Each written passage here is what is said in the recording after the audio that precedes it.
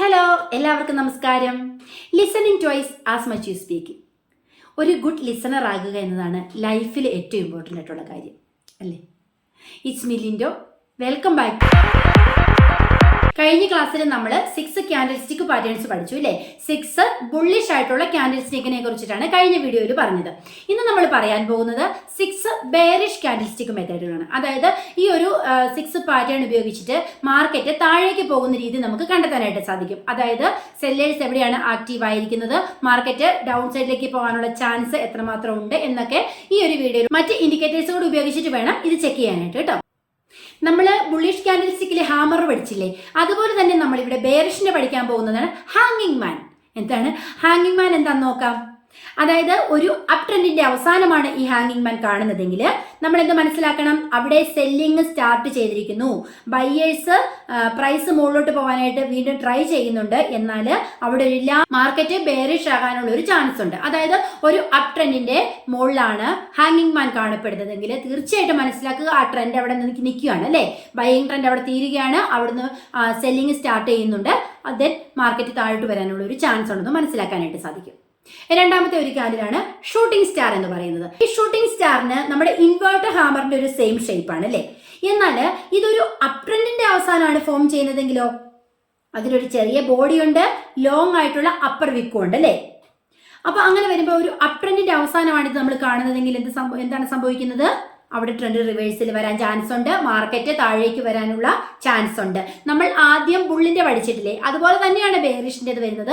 അതിന് നേരെ ഓപ്പോസിറ്റ്. അവിടെ നമ്മൾ മാർക്കറ്റ് ഡൗൺ സൈഡിലേക്ക് വരുന്നതിന്റെ അവസാനമാണ് ബുള്ളിഷ് ക്യാൻഡിൽ സ്റ്റിക്ക് കണ്ടെത്തിയത്. ദെൻ മാർക്കറ്റ് മുകളിലോട്ട് പോകുന്നു, അല്ലേ? ഇവിടെ നമ്മൾ എന്താ പറഞ്ഞത്? അപ്വേർഡ് ട്രെൻഡിൽ വരുന്ന ഒരു മാർക്കറ്റിന്റെ മുകളിലാണ് ഏതാണ് ഇപ്പോൾ കണ്ടത്? Shooting star. ഷൂട്ടിംഗ് സ്റ്റാർ കണ്ടുവരുന്നതെങ്കിൽ എന്താണ്? അവിടുന്ന് മാർക്കറ്റ് താഴേക്ക് വരാനുള്ള ഒരു ചാൻസ് ഉണ്ട്, സെല്ലേഴ്സ് അവിടെ ആക്റ്റീവ് ആയിരിക്കുന്നു. അടുത്തതാണ് bearish engulfing candle. Engulfing candle എന്താണെന്നുള്ളത് നമ്മൾ കഴിഞ്ഞ വീഡിയോയിൽ പഠിച്ചിരുന്നു, അല്ലേ? ഒരു ക്യാൻഡിലിനെ മറ്റൊരു ക്യാൻഡിൽ എൻഗൾഫ് ചെയ്യുന്നു എന്ന് പറയുന്നു. അപ്പൊ ഇവിടെ ബെയറിഷ് എൻഗൾഫിംഗ് ക്യാൻഡിൽ എന്നതുകൊണ്ട് എന്താണ് ഉദ്ദേശിക്കുന്നത്? ഇപ്പൊ ഒരു അപ് ട്രെൻഡ് നടക്കുന്ന വിചാരിക്കുക. അപ് ട്രെൻഡിന്റെ അവസാനം ഒരു ബെയറിഷ് ക്യാൻഡിൽ വരുന്നു, ഒരു ബുള്ളിഷ് ക്യാൻഡിൽ വരുന്നു, അതിൻ്റെ അടുത്ത് എൻഗൾഫ് ചെയ്തുകൊണ്ട് ഒരു വലിയ ബെയറിഷ് ക്യാൻഡിൽ ഫോം ചെയ്യുന്നു. റെഡ് കളറുള്ള ഒരു ക്യാൻഡിൽ ചിത്രത്തിൽ കാണാം.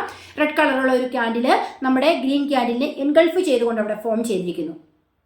എന്താണ് അവിടെ മനസ്സിലാക്കേണ്ടത്? അവിടെ സെല്ലേഴ്സിന്റെ കൺട്രോൾ ആണ് കാണിക്കുന്നത്. അതിന് വിക്ക് വളരെ കുറവാണ്, കേട്ടോ. വലിയ ലോങ് വിക്കല്ല അവിടെ കാണുന്നത്, ഷോർട്ട് വിക്കാണ്. അപ്പം അവിടെ എന്താണ്? സെല്ലേഴ്സ് കൺട്രോൾ ഏറ്റെടുക്കുന്നുണ്ട്. ദെൻ മാർക്കറ്റ് താഴേക്ക് വരാൻ ചാൻസ് ഉണ്ട്. അവിടെ മനസ്സിലാക്കേണ്ട ഒരു കാര്യം കൂടെ ഉണ്ട്. ആ എൻഗൾഫിംഗ് ക്യാൻഡിലിന്റെ താഴെ ആയിരിക്കണം നെക്സ്റ്റ് ക്യാൻഡിലിന്റെ ഓപ്പണിംഗ്. അപ്പം നമുക്ക് ഉറപ്പിക്കാം. നമ്മൾ കഴിഞ്ഞ വീഡിയോയിൽ മോർണിംഗ് സ്റ്റാർ പഠിച്ചില്ലേ, പ്രഭാത നക്ഷത്രം എന്ന് പഠിച്ചില്ലേ, ഒരു പ്രതീക്ഷയുടെ ഹോപ്പിന്റെ ചിഹ്നം നമ്മൾ പറഞ്ഞില്ലേ. ഇവിടെ നമ്മൾ പഠിക്കുന്നത് ഈവനിങ് സ്റ്റാർ ആണ്. ഈവനിങ് ആയാലും മോർണിംഗ് ആയാലും സ്റ്റാർ നമുക്ക് എപ്പോഴും ഹോപ്പ് തരുന്ന ഒരു സംഭവമാണ്, അല്ലേ? ഇതെവിടെയാണ് കാണപ്പെടുന്നത്? ഈ ഈവനിങ് സ്റ്റാർ എന്ന് പറയുന്നത് 3 ക്യാൻഡിൽ സ്റ്റിക്ക്, ഒരു ലോങ് ആയിട്ടുള്ള ഗ്രീൻ ക്യാൻഡിലിന്റെയും റെഡ് ക്യാൻഡിലിന്റെയും ഇടയിൽ കാണപ്പെടുന്ന ഷോർട്ട് ക്യാൻഡിലിനെയാണ് നമ്മളിവിടെ ഈവനിങ് സ്റ്റാർ എന്നറിയപ്പെടുന്നത്. ഇത് നമ്മൾ കാണപ്പെടുന്നത് ഒരു അപ് ട്രെൻഡിന്റെ അവസാനമാണെങ്കിൽ എന്താണിത് പറയുന്നത്? അവിടെ ഒരു ട്രെൻഡ് റിവേഴ്സലിനുള്ള ചാൻസ് ഉണ്ട്. അതുപോലെ തന്നെ നമ്മൾ ആ മൂന്നാമത്തെ ക്യാൻഡിലിന്റെ താഴെ ആയിരിക്കണം അടുത്ത ക്യാൻഡിലിന്റെ ഓപ്പണിങ്. അപ്പം നമുക്കൊരിക്കലും ഒരു ഈവനിങ് സ്റ്റാർ കണ്ടെന്ന് വെച്ചിട്ട് ചാടി നമ്മൾ ഡൗൺ സൈഡിലേക്ക് ട്രേഡ് എടുക്കരുത്. ഒരു ഈവനിങ് സ്റ്റാർ അവിടെ ഫോം ചെയ്തു, അതിനുശേഷം നെക്സ്റ്റ് വരുന്ന ഒരു ക്യാൻഡിൽ, ആ രണ്ടാമത് വന്നിരിക്കുന്ന ക്യാൻഡിലിന്റെ താഴെയാണ് ഓപ്പണെങ്കിൽ നമുക്ക് വളരെ അവിടുന്ന് കൺഫേം ആയിട്ട് ട്രേഡ് എടുക്കാം. ഞാൻ അങ്ങനെയാണ് ചെയ്യുന്ന ഒരു രീതി, കേട്ടോ. അതുകൊണ്ടാണ് ഞാൻ പറഞ്ഞത്. ചിലരൊക്കെ നമ്മൾ ആ ഒരു ഈവനിങ് സ്റ്റാറിൽ തന്നെ ട്രേഡ് എടുക്കുന്ന ഒരു രീതിയുണ്ട്. ഞാൻ എൻ്റെ രീതി പറയുകയാണ് ചെയ്തത്. അപ്പം മറ്റ് ഇൻഡിക്കേറ്റേഴ്സോട് നോക്കുക. അപ്പോൾ കുറച്ചും കൂടെ ഒരു ആക്യുറസി കിട്ടാനായിട്ട് അടുത്ത ക്യാൻഡിൽ ഈ ഒരു ഈവനിങ് സ്റ്റാറിന്റെ താഴെയാണ് ഓപ്പൺ ആകുന്നതെങ്കിൽ നമുക്ക് ഉറപ്പായിട്ടും അവിടുന്ന് ഡൗൺ ട്രെൻഡിലേക്ക്. അടുത്തൊരു മെത്തേഡാണ് 3 ബ്ലാക്ക് ക്രോസ് എന്ന് വെച്ചാൽ എന്താണ്? നമ്മൾ ഫസ്റ്റ് വീഡിയോയിൽ പറഞ്ഞില്ലേ 3 വൈറ്റ് സോൾജേഴ്സ് എന്ന്. ഇവിടെ നമ്മൾ അതുപോലെ തന്നെ റെഡ് കളറുള്ള ക്യാൻഡിൽസിനെയാണ് 3. ഇത് നമ്മൾ 3 റെഡ് ക്യാൻഡിലാണ് കാണുന്നത്, ചെറിയ വിക്കു ആയിട്ടുള്ളത്, അല്ലേ? അത് ഏകദേശം നമ്മളത് സിമിലർ പ്രൈസിൽ പ്രീവിയസ് ഡേയേക്കാളും താഴെയോ അല്ലെങ്കിൽ സിമിലർ പ്രൈസിലോ ആയിരിക്കും ഇത് ഓപ്പൺ ചെയ്യുന്നത്. ഇവിടെ നമ്മൾ മനസ്സിലാക്കേണ്ടത് സെല്ലിംഗ് പ്രഷറാണ്. അതായത് പ്രൈസിനെ താഴേക്ക് കൊണ്ടുപോകാനായിട്ട് സെല്ലേഴ്സ് ട്രൈ ചെയ്യുന്നു.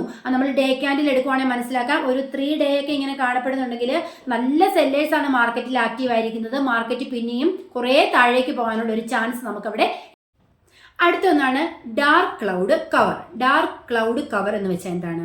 ഇതൊരു ബെയറിഷ് റിവേഴ്സലാണ് കാണിക്കുന്നത്. ഈ ബ്ലാക്ക് ക്ലൗഡ് കവർ എന്ന് വെച്ചാൽ എന്താണ്? ഇത് 2 ക്യാൻഡിൽസ് ആണ്. It comprises 2 candles.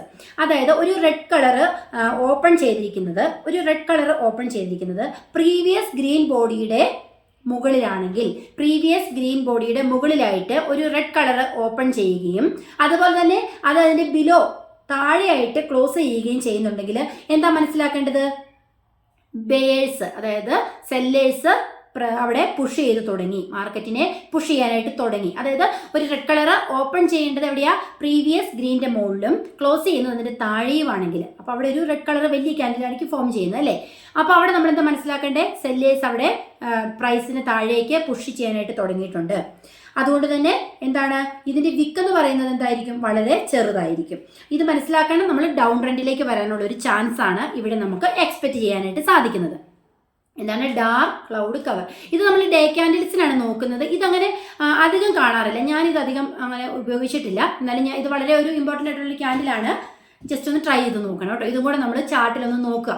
ഇത് കറക്റ്റ് ആണോ എന്ന് നോക്കി നിങ്ങൾ ഐഡൻറ്റിഫൈ ചെയ്തിട്ട് നിങ്ങൾ സ്വയം ബോധ്യപ്പെട്ടിട്ട് വേണം നിങ്ങൾ ട്രേഡ് എടുക്കാനായിട്ട്. കാരണം ഒരാൾക്ക് ശരിയെന്ന് തോന്നുന്നതായിരിക്കണമെന്നില്ല മറ്റൊരാളുടെ ശരി, അല്ലേ? പക്ഷേ ടെക്നിക്കലി എല്ലാം ഒന്ന് തന്നെയാണ്. ടെക്നിക്കൽ രീതികൾ എന്ന് പറയുന്നത് മനസ്സിലാക്കി ട്രേഡ് ചെയ്യുകയാണെങ്കിൽ നമുക്ക് ലോസസ്. അങ്ങനെ നമ്മൾ 12 ക്യാൻഡിൽ സ്റ്റിക്ക് മെത്തേഡുകൾ 2 വീഡിയോ ആയിട്ട് പഠിച്ചല്ലേ? അപ്പം അതിനകത്ത് 6 ബുള്ളിഷ് ക്യാൻഡിൽ സ്റ്റിക്കും 6 ബെയറിഷ് ക്യാൻഡിൽ സ്റ്റിക്കും ആയിരുന്നു. അത് എന്താണ്?